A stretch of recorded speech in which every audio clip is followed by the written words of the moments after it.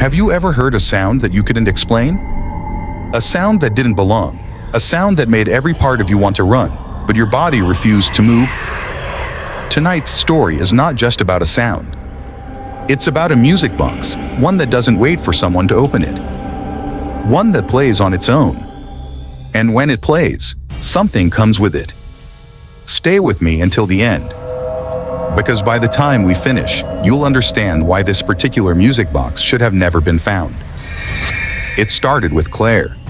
She was moving into an old house she'd inherited from a distant relative she barely knew. The place had been empty for years, dust piled high, wallpaper peeling, the smell of damp wood lingering in every room.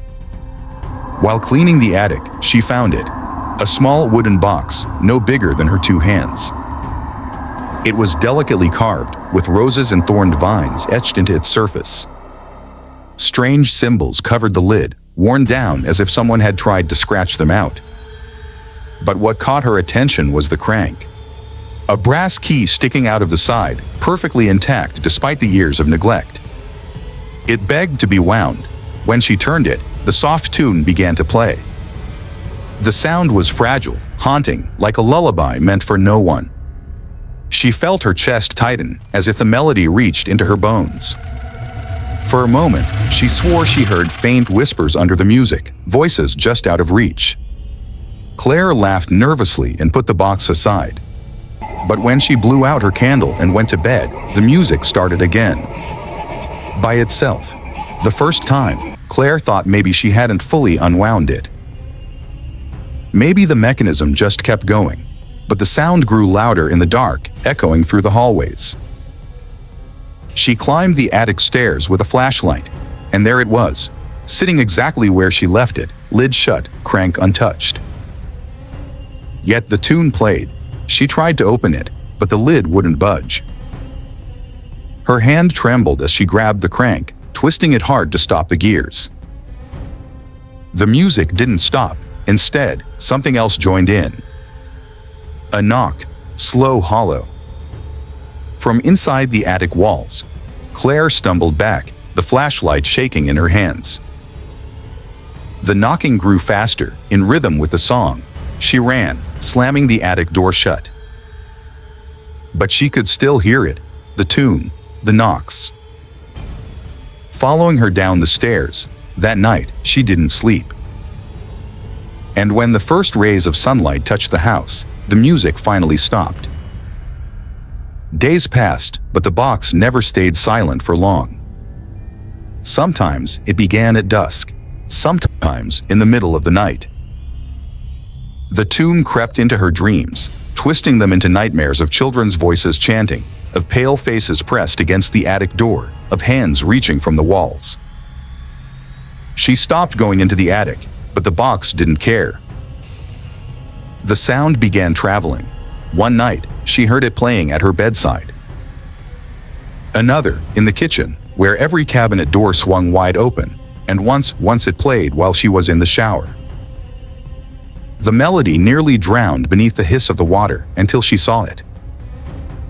A handprint, small, childlike. Pressed against the steamed glass, she lived alone.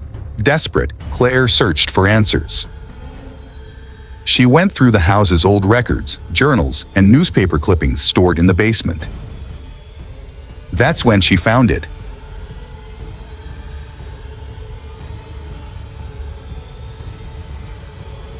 Decades ago, children had gone missing in the area, one by one.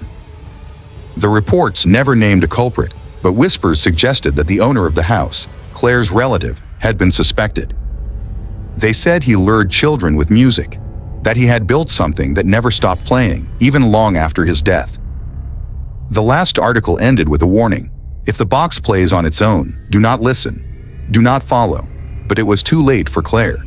That night, the tune started again. Only this time, it wasn't soft or delicate. It was deafening, rattling every wall of the house. She pressed her hands against her ears, but the music still seeped through. Then came the voices, children, laughing, singing, running through the halls. Claire screamed for them to stop. And for one fleeting second, they did. The music box was silent, But when she looked down, it was in her lap. The lid open, the crank spinning on its own. Inside wasn't gears or springs. It was black, endless, and from it, tiny pale fingers began to crawl out. The next day, neighbors reported faint music. Police broke in. The house was empty, dusty, silent, except for the attic. There sat the music box, lid open, crank turning. And if you stood close enough, you could swear you heard faint laughter. So if you ever hear a music box when no one's there, don't follow it. Don't listen too closely. Because once it begins, it doesn't stop, and maybe, just maybe, it's already playing for you. And if you enjoyed this terrifying story, don't forget to like the video, share it, and subscribe for more chilling tales. Turn on the notification bell so you never miss the next nightmare. Sleep well if you can.